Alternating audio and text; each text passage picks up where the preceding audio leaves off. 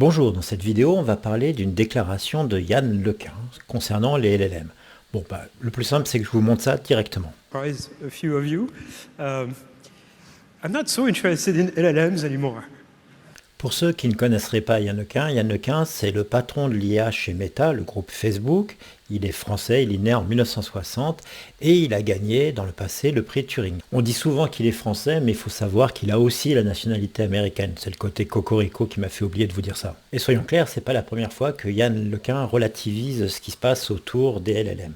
Et je vais vous dire pourquoi moi je pense qu'il a raison et pourquoi les LLM sont amenés à disparaître. Ça ne veut pas dire que les transformers vont disparaître. Je parle juste des LLM. La spécificité même des LLM, c'est d'être énorme.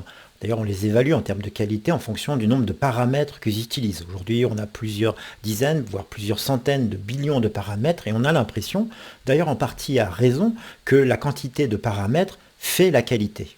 Mais avec une conséquence, le coût en énergie et le coût en inférence, c'est-à-dire en calcul que va devoir faire le GPU ou le processeur spécialisé pour réaliser ce travail. Avant de dire pourquoi je pense que les LLM sont dysfonctionnels et sont destinés à disparaître, je vais quand même revenir sur toutes les qualités qu'ils ont réellement.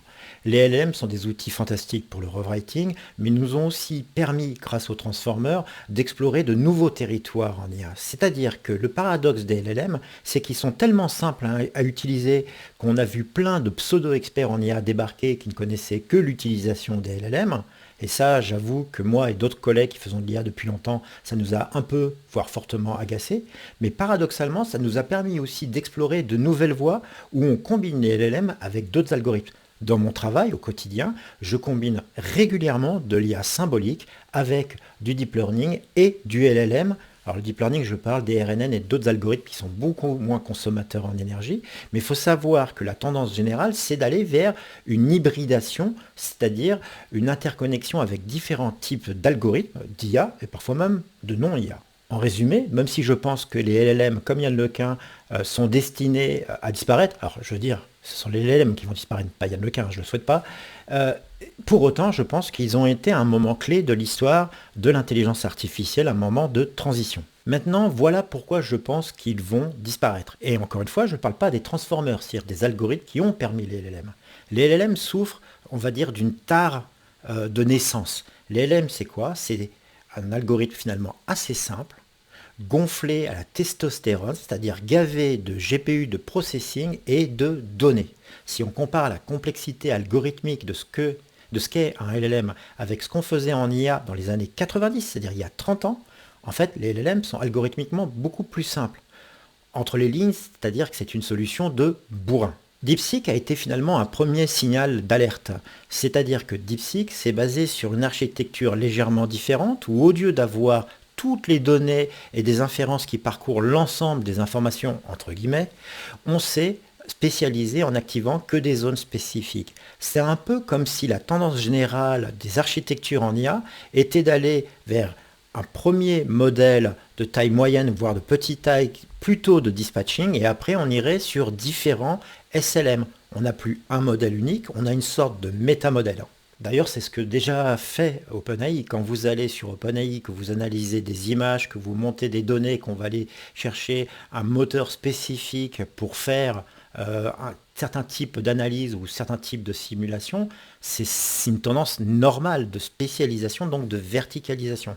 D'ailleurs, ChatGPT-5, qui ne sera pas une AGI, il faut arrêter avec l'AGI, sera peut-être une intelligence artificielle généraliste et pas générale. Petite nuance là-dessus. Et en ça, c'est intéressant, c'est-à-dire que dans ChatGPT, on pourrait avoir un petit modèle qui permet de gérer tout ce qui est contexte associé à d'autres algorithmes, et on irait sur un SLM spécialisé en droit, un SLM spécialisé dans tel domaine, un SLM spécialisé dans un autre domaine, ou si on upload un document pour faire de la simulation, par exemple un Excel, on irait alors sur un système de simulation, de calcul mathématique, ce serait même pas de l'IA, mais ce serait l'IA qui ferait ce routage. D'ailleurs, moi qui suis spécialisé en systèmes distribués et en ce qu'on appelle les systèmes multi-agents, penser une IA qui pilote des IA, une sorte de méta-IA, est pour moi une orientation quasiment inévitable. Tout simplement parce que des systèmes massivement distribués deviennent tellement compliqués à comprendre que, à mon avis, c'est pas accessible par un humain et seule une IA sera capable de faire la supervision de systèmes hyper distribués. Donc le premier argument, c'est bien sûr cette architecture même, ce péché originel de l'approche bourrin des LLM. Et je pense que ça, déjà, c'est une première pierre posée sur ce qui va être un peu la tombe des LLM. Une deuxième cause probable de la fin des LLM, c'est le retour d'autres types d'algorithmes. C'est la combinaison de LLM qui vont devenir de plus en plus spécialisés et donc devenir de plus en plus petits, donc ils vont devenir plutôt des SLM, qu'on va associer à des algorithmes de deep learning ou d'IA symbolique. Par exemple, j'ai un chatbot, comment on pourrait gérer ça en combinant plusieurs algorithmes? Un exemple simple que j'ai déjà réalisé, c'est j'ai un prompt et je pose une question. Là, j'utilise un algorithme classique, on va dire de deep learning standard, voire même en utilisant des algorithmes plus anciens, juste pour extraire les entités. Et ce que je vais faire, c'est qu'en détectant l'entité, je vais aller chercher des fiches résumées qui concernent cette entité-là. Et je vais le charger dans mon RAG, alors c'est pas tout à fait un RAG dans ce cas précis, mais je vais éviter de taper dans plein de documents. Dans ce cas précis, on a déjà utilisé deux types d'algorithmes. Un algorithme d'extraction d'entités, et on va construire la réponse avec un LLM. Quand on expérimente ça avec différents modèles, ce qui est intéressant, c'est que plus on injecte des briques de données spécifiques par rapport aux entités, par rapport aux modalités, plus le LLM qu'on va pouvoir utiliser sera de petite taille, donc plus rapide à utiliser, moins cher à mettre en œuvre. Ça aussi, c'est une approche intéressante. Bien sûr, se limiter à utiliser qu'un seul LLM est une erreur. On doit toujours utiliser une combinaison de LLM. Et à cela, on va rajouter d'autres fonctionnalités. Par exemple, on peut penser déjà aux histoires de cache, à la lemmatisation pour transformer un prompt en une sorte de suite de termes génériques, qui fait que quand on a une question, si on utilise ça plus de l'IA symbolique, on aura une sorte de signature unique de la question, quelle que soit la forme de la question, qui pointera dans une réponse qui sera déjà dans le cache. En faisant ça, on améliore aussi les solutions. Alors bien sûr, on peut dire oui, mais dans ce cas-là, le chatbot va toujours répondre la même chose quand on pose une question équivalente. Peut-être, mais on peut aussi utiliser un petit LLM, voire un SLM, voire d'autres techniques pour pouvoir reformater le contenu, la réponse, pour qu'elle soit différente sur la forme tout en restant la même sur le fond. Voilà pour ça. Mais il y a encore un autre aspect que je trouve intéressant, c'est que quand on fait une promesse du LLM qui serait proche de l'AGI, je n'y crois pas du tout.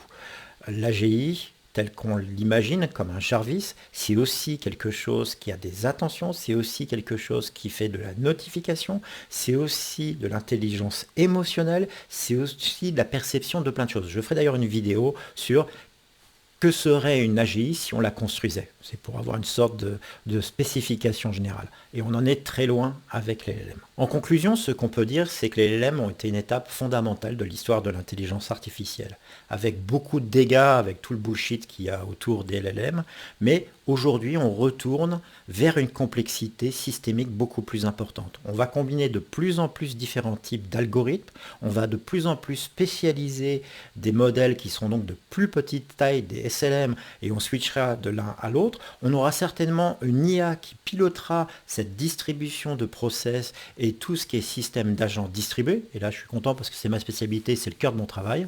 Mais globalement, je pense que les LLM, avec les tailles qu'on a aujourd'hui, sont amenés à disparaître aussi parce qu'ils sont économiquement intenables et écologiquement catastrophiques. C'est un peu à l'intelligence artificielle ce que la malbouffe est à la nourriture et à l'alimentation. Une grosse dose de cholestérol, c'est vachement satisfaisant, mais c'est pas bon pour la santé. C'est pareil pour les LLM, et c'est pour ça que, comme Yann Lequin, je pense que les LLM sont destinés à disparaître dans les quelques années qui arrivent. Et entendons-nous bien, hein, je parle des LLM, je ne parle pas des transformers, je ne parle pas des SLM, donc les petits modèles de langage. Je dis juste que le côté bourrin massif tel qu'il a été construit aujourd'hui est foutu à moyen terme. Voilà pour cette vidéo, comme d'habitude sur YouTube, et d'autant plus que je suis pro en IA, mais je suis un YouTuber amateur. Si vous avez apprécié la vidéo, s'il vous plaît, likez-la, et surtout n'hésitez pas à faire des commentaires, à me dire si vous êtes d'accord ou pas d'accord avec ce que je dis. N'hésitez pas, c'est vraiment important pour moi d'avoir votre opinion. Je lis tous les commentaires, et en plus ça peut me donner des idées de création de nouvelles vidéos. Et excusez-moi pour la voix, je suis un peu crevé et j'ai un peu mal à la gorge, mais en voyant cette interview de Yann Lequin que je vous ai mis au début de la vidéo, je trouvais, comment dire, intéressant de faire cette vidéo-là. Sur ce, à bientôt sur la chaîne Le Lab du Vieux Geek. Et ouais, je suis toujours aussi vieux et toujours aussi geek. Et puis, allez, ciao à tous.